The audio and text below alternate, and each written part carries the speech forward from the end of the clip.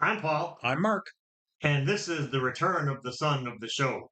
This time around, we're going to talk about The Boys. And the boys that watch the boys. Who calls me from out of the pit?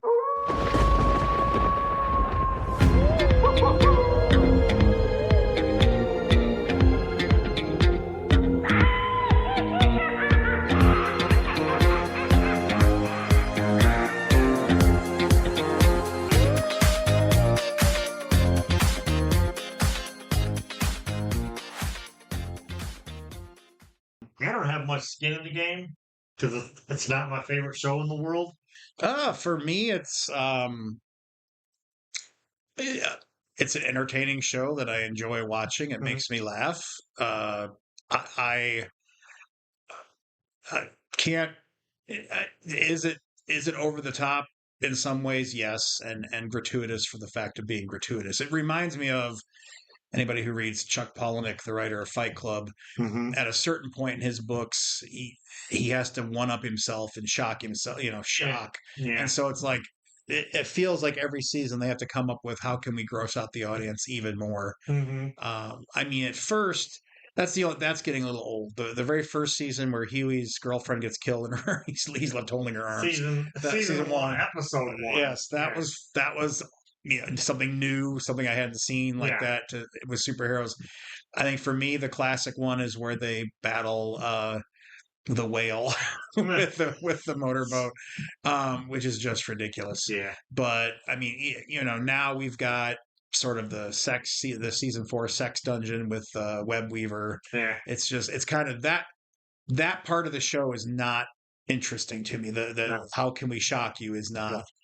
They could stop doing that. They've proven their point to me. Yeah, yeah. Like, see, my thing with the show is like this kind of storyline and this kind of shock value and stuff is good, smaller. Yeah, So like it could have been 3 seasons. If you start dragging stuff out, that just gets boring yeah. to me. And it's like every there's a to me because I'm not a fan. I'm just gonna say I'm not a fan of the show. It's fun to watch, but I'm not a I fan. don't know if I'd call myself a fan either. I didn't read the books, comic books, and I picked this up just to. I mean, I do. I did used to read Garth Ennis, Hmm but his shtick got old Yeah. when it came to comic books. So he did. I mean, his Punisher run was good in the beginning. It's Mhm. everything's with him is good in the beginning. Yeah, like Preacher. Preacher was good in the beginning, then it Yeah. petered out. Yep. Um, I do. I mean, I wholeheartedly love his war comics. hmm He is a different writer when it comes to the war comics. I think he's more serious, and so I'm a huge fan of battle action and all. He takes old British war comics and does his own stories for hmm them, and there's countless others. He's had Yeah. tons and tons of war comics, but so I much prefer him as a war comic writer. But hmm even Hellblazer, when you again first read Hellblazer, the first time John Constantine takes a chainsaw to an angel's wings and chops them off, that was incredible. hmm But then by the time John Constantine has screwed somebody else over for the 15th time in a horrible way, Yeah. it got really old. And Yeah. so that's how I feel about this. I'm hoping Kripke goes in. He says he's going in a different direction in the comics, Well, so it's I hope. yeah. It seems Yeah, like yeah. there's a lot. Now I read the first half a dozen issues of the hmm boys way back in the day, and that was enough for me. And then I've read stuff periodically throughout its run just to kind of see what it was about. Yeah. And there's a whole different feel for this show hmm versus the comic. And I like to, I like to separate mediums, Right. from this to that. But the boys the TV show is a million times, and I say that without any hyperbole, a million times better than the comic. The comic, somebody described Garth Ennis as a pizza cutter, and I lost it. Basically, he's all edge, no point. Yeah. I'm like, that's the best way to Yeah. describe Yeah. all those years of, all those different books he did. They all kind of have the same vibe to them. They start out strong, and they just kind of go on too long. Well, and that's what I like. I don't like about his I mean, he's always he's trying to be the next Alan Moore. So he's trying to upend Yeah. our view of superheroes. And I'm tired of that milieu, that whole milieu I'm tired of.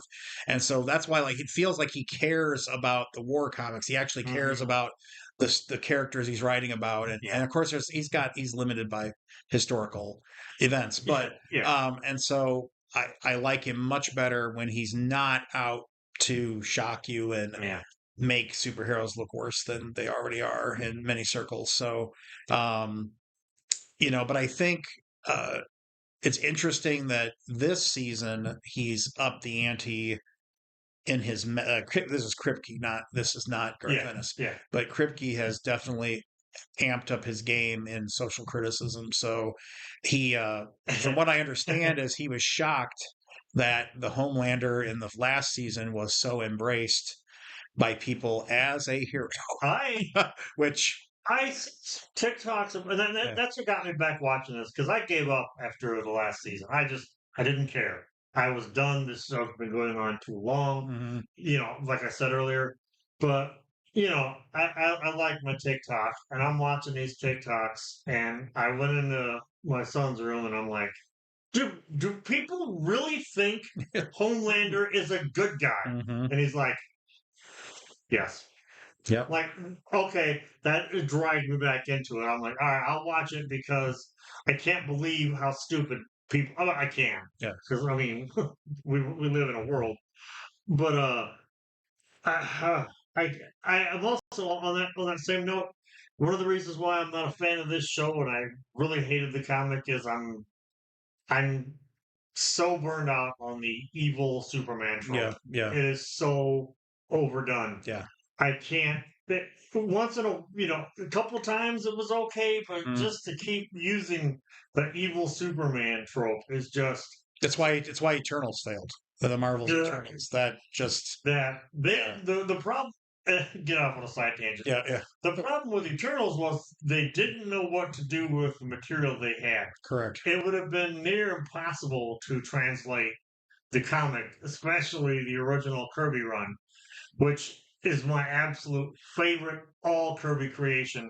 But even I knew there was no way they could translate that Mhm. in any kind of 3-act structure. Correct. And so they didn't know what to do with it and with the story. So, hey, evil Superman. Yeah. It's easy. Yeah. It's too very easy. Yeah, it's too easy now.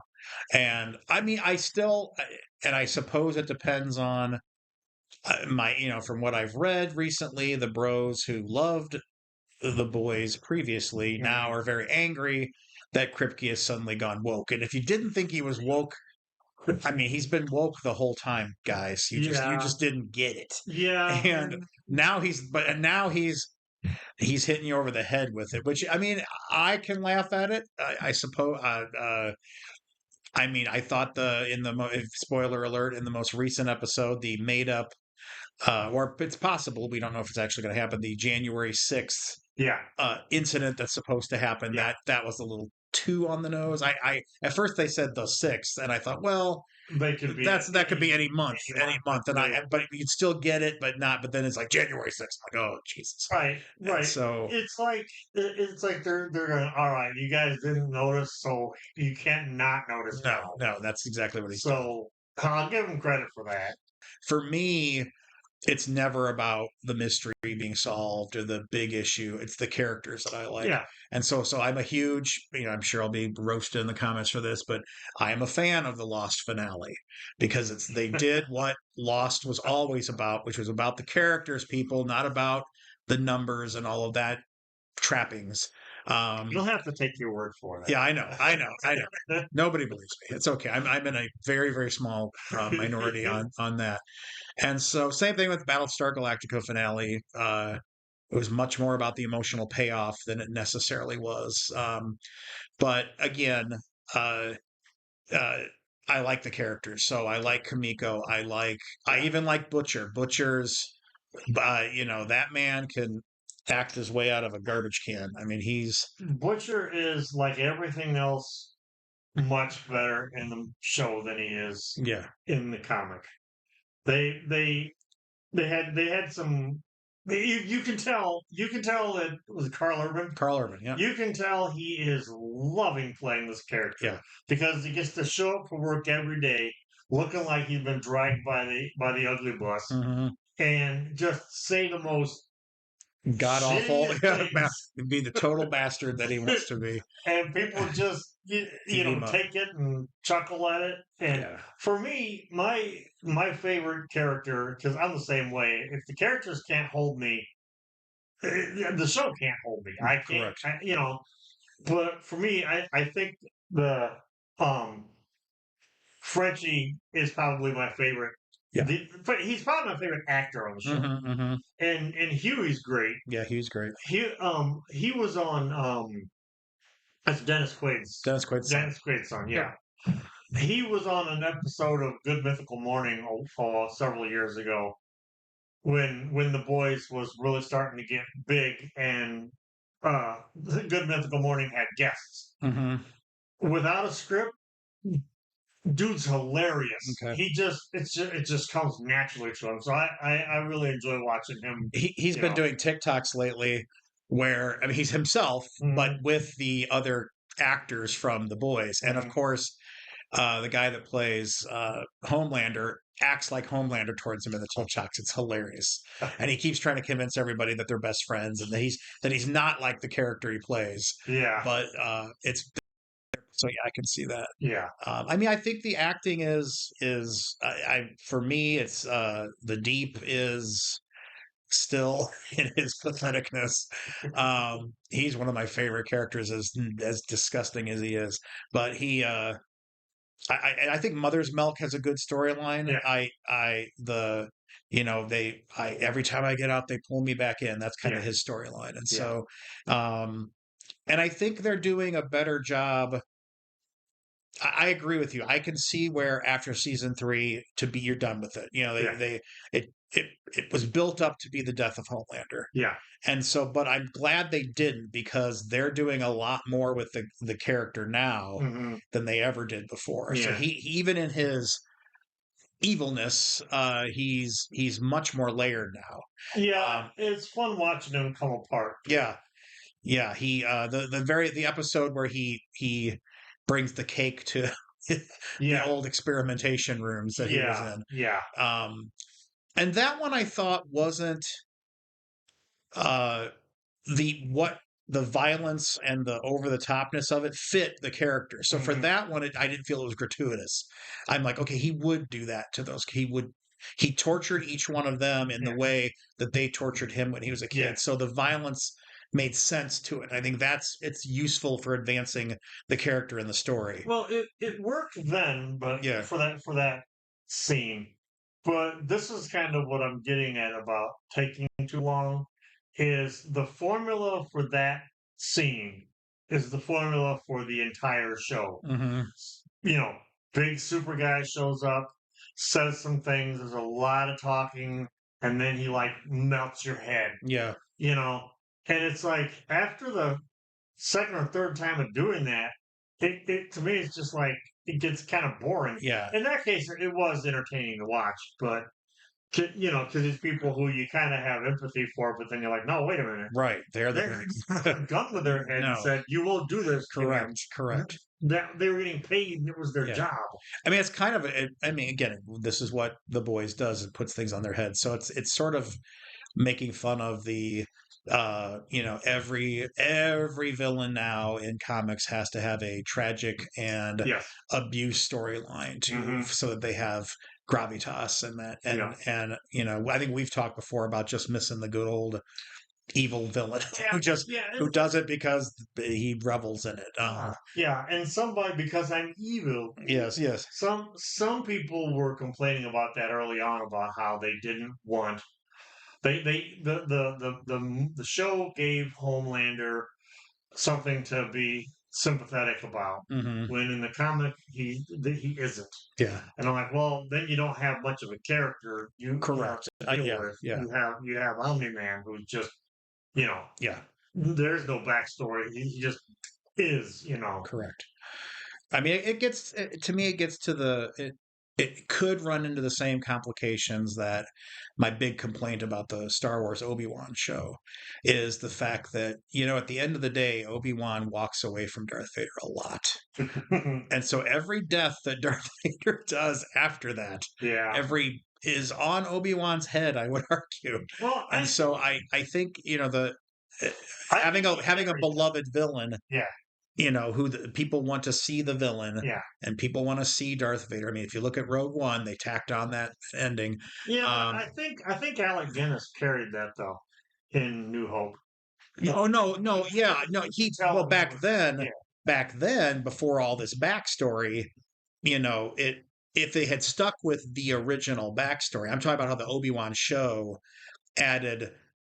According to before the Obi-Wan show, he hadn't seen Darth Vader since the prequels. So now we've got multiple fights where he leaves Darth Vader, behind, and it's beginning to annoy me that's and that's why I stopped reading the Darth Vader comic, is because no matter what they did to Darth Vader, he always finds a way out because he has to. He has to survive until Return of the Jedi, and so I guess I can see where the Homelander piece is going. And so they could have done it without him this season. They could have had it be Victoria Newman and what's the brain called? What's her name? Sister Sage. Sister Sage, yeah. They could have had them be the new villains, and I think that would have been more a more interesting approach, and not have Homelander's heavy-handedness. Yeah, they could have. Sister Sage. I wanted to bring this up. Yeah. All this obvious in-your-face commentary. No longer, nothing is a metaphor anymore. This is just we've been making fun of you guys the whole time, and you're just now finding it out. The thing I like about Sister Sage, or Sage as they call it, the thing I like about Sage is she's supposed to be the smartest person in the world. And she's just average. Yeah. She says the most logical things, right? And if that's not a commentary on women in the workplace who have to deal with these way below average men, it's so I'm really, out of them all, I'm enjoying. And hopefully they do more with her than what's happened. No, I agree. And she's also dealing with other women in the workplace. They do a good job of how the women can't be allies either, because of the way they earned their place. And so it's a workplace comedy as well. In many ways, it's The Office. The Office with superpowers. Yes, and I'm sure. I'm sure Dwight would have lasered everybody by now. Yeah, so running out of ideas, they have to the payoff for the studios is to keep making money, of course. And so, they're going to run it into the ground. Everything does. Even, Breaking Bad, which by my account and many people's accounts is one of the best television shows ever created. Never watched it. They had to go back and do a sequel movie, which was not as good. Same thing with The Sopranos, which we could do a whole video on Sopranos. I have a love dislike. I would have to watch The Sopranos. Again, never watched the episode. Don't bother. It's a bit overrated. It's a bit overrated. But then they did a prequel movie for that, which it's the law of diminishing returns.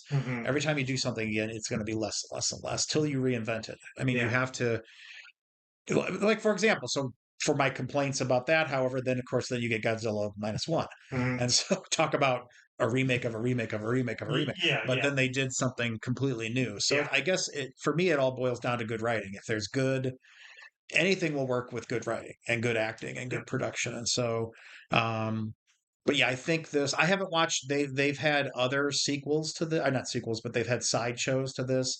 There's that Gen V, which is kind of like Beverly Hills, but I'm not interested in that. Yeah, I'm not interested in that. I watched some of the cartoon they came out with. It was okay.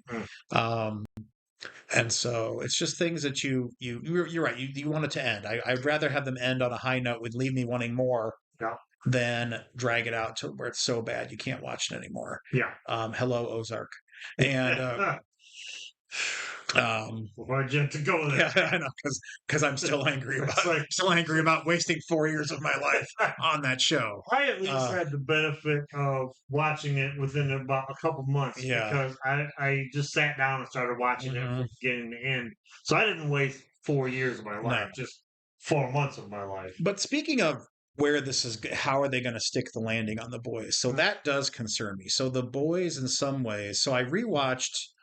Um, Finally got to watch all of Blake Seven, which, for those of you that don't know, was a late 1970s, very, very low budget Yeah. British sci-fi TV show, and a dystopian. So just like The Boys, a dystopian. Mhm. And the Federation is evil, and there's freedom fighters in it. But what I noticed happened is eventually, even the smartest characters in the room, to keep the story going, they had to keep being stupid and they had to keep losing. So every time they're just about to win and Somebody does everything ends, something. something happens where they're defeated. And Yes. so if if I remember correctly, the comic ends on a Garth Ennis's comic ends on a positive, as positive as you can be. So it worries me that this is all going to be for nothing, Yeah. especially in tonight's episode when Mother's Milk is talking about this never ends. Yeah. And Yep. so I'm worried that I'm going to have invested the time in this show to only have the bad guys win. Yeah. And quite frankly, sorry about your political persuasions out there, but right now I live in a world where, to me, the bad guys are winning. So I really don't need to watch it on television. I can just turn it on the news. Dude, I'm not sorry. at Yeah. all. I don't need that in my life right now. Mhm. And so I'm really hoping it's a different happy ending of some kind, Yeah. or a resolution, should we say? Maybe not happy ending, Yeah. but a resolution. Make the ending make sense. Yes. Make it worth. I personally hate what I call existential endings, Mhm. where nobody wins Correct. or the wrong people wins, Yeah. and it's all for naught. And then why am I saying? Because like Ozark, all for naught. Yeah. I don't like that. I don't like dystopia either because we live in one. It's true. So I've had a few girlfriends who are very much into apocalyptic, post-apocalyptic stories, and I Mhm. myself, other than Blake Seven, as a kid, which I just thought was crazy because Yeah. the Federation's evil, but even watching it now, I'm like, ugh. I'm not a fan. I'm watching what is it, the Last of Us? Is that the Yeah. video game TV show? Um, Interesting stories, but not interested in the post-apocalyptic. I think the closest I get is maybe the Mad Max movies, but I quit watching those after Beyond Thunderdome. I haven't seen Oh. anything else since then, Yeah. and so yeah, I'm not really, Well, I say that, but I also really love Fallout. see, I haven't watched it yet because that's part of the reason I haven't. I don't think Fallout. I don't think Fallout is going to fall into the existential ending. Okay, So it's for me, it's worth sticking around to watch. I It's don't only mind. one I don't mind post-apocalyptic. So if you've got your Logan's Run, Yeah, you've got your Buck Rogers in 20th Century, which we might watch and review one yeah. day. So Let stick us know around. down below if you want us to. Yeah, I mean, we'll do it. We'll do it. We're gonna do it anyway. But yes. Yeah. So I love post-apocalyptic. That's fine. Your Sword of Shannara books, Yeah. your that kind of thing. But yeah, maybe it would have been. I mean, these things all would have been fun in the '80s, where we thought everything was going to just keep going up and up, and progress was everything. Yeah, or the '90s, where people had to make up things to be sad about. Yeah. And Yes. so- now, on the other hand, again, I say that every time, and I'm sure in the comments, and please tell me I'm wrong. I'm sure there's a well-written post-apocalyptic show that I would like. I suppose in some ways, Ronald Moore's Battlestar Galactica, which was definitely a response to 9/11, colored that whole show, and definitely was a post-apocalyptic show in which they traveled to Earth only to find a post-apocalyptic Earth. Then they had to travel to a second Earth. I mean, so yeah. Oh, stop. We can watch that whole show. That would take forever. Yeah. And so, so again, I know they're out there, but in general, my prime example of ones I hate are, and I think this is the boys could fall into this problem is The Walking Dead. Mm, So I read the first 36 issues of that comic. mm, By about issue 30, I was done. Yeah. I'm like, okay, that we get it. And you're running, and Kirkman is famous for running out of steam and not sticking the ending. mhm. I'm looking at all of his latest independent comics, which I think have all failed in sticking the landing. Firepower. Yeah, Firepower. That's a Yeah. perfect example. Could not stick the landing on that comic. And so and then the TV show, I think, took the sins of the comic and just magnified them. I couldn't even get through season 1. Mhm. And so I'm worried that now, ever since Ozark, I'm always worried about, oh my God, should I just wait till this TV show is all the way over, Yeah. listen to hear if it was worth watching, and then go back and watch it? Part of me wants to do that. Dude, thanks to Ozark, I will never just watch a flat out drama. Yeah. Nope. I give me something. Watch Fallout. All right. I'll Seriously, try. All it's right. I'll only a try. couple episodes. Okay. It's really good. No, make a video about it. Okay. Well, all right. We'll see. Yeah. We'll see. All right. Yeah. Well, And that's true with, I mean, there's another show too. My fiance and I were watching called Succession, and that's another perfect example of a very thinly veiled metaphor for politics right now and the world right now and the media right now. And that just ended on, good Lord, I was so depressed at the end of that show. The bad guys won in spades, and then the bad guys were even done in by themselves, but not enough to not be the bad guys yeah. anymore. Yeah. And so it's just, I mean, I get it. I could kind of see now why movies and music in the 40s in World War II was so happy and fantasy. And, I kind of get it because you sort of yearn for that. I kind of yearn for some happy stories. And so, Yeah. um, Yes, my Shirley Temple was popular, but It's a Wonderful Life tanked. correct. Yeah.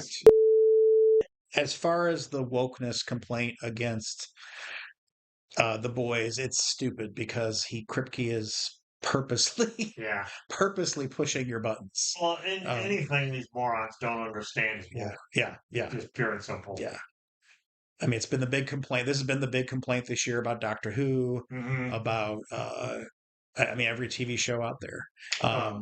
Star Wars is woke. Star now, Wars is woke, apparently. which we'll talk about in a Yeah. later episode. Yeah, Um, we're thinking about reviewing the Acolyte. So if you Yeah. want, and that one's entirely up to you because I'm ambivalent about it. Let us know in the comments. If you want to see us review Acolyte. It's, at time of recording, it's just about up. One more episode. One yeah. more episode. Mhm. Penultimate So, episode came out yesterday. yeah. So we can always talk about woke Star Wars. Yeah. Yeah, and come back and watch us because we're two old white guys who don't hate everything. That's right. Or if we hate it, we at least hate it for unique and different reasons. We hate it for the right reason. Correct. Come to our show. That should be our tagline. Hate for the right reasons. You have any last thoughts? Keeping my fingers crossed that they stick the landing in some way better than I'm guessing. Yeah. Yep. Pretty much, yeah. Show's going on too long, but it better not all be for nothing. Yeah. I hope I didn't waste my time yet again. Yeah. All right, well, I think that'll wrap it up. Just like at the beginning, I'm Paul. I'm Mark. And this has been the return of the son of the show. And the hate. And the hate. The woke edition. The woke edition.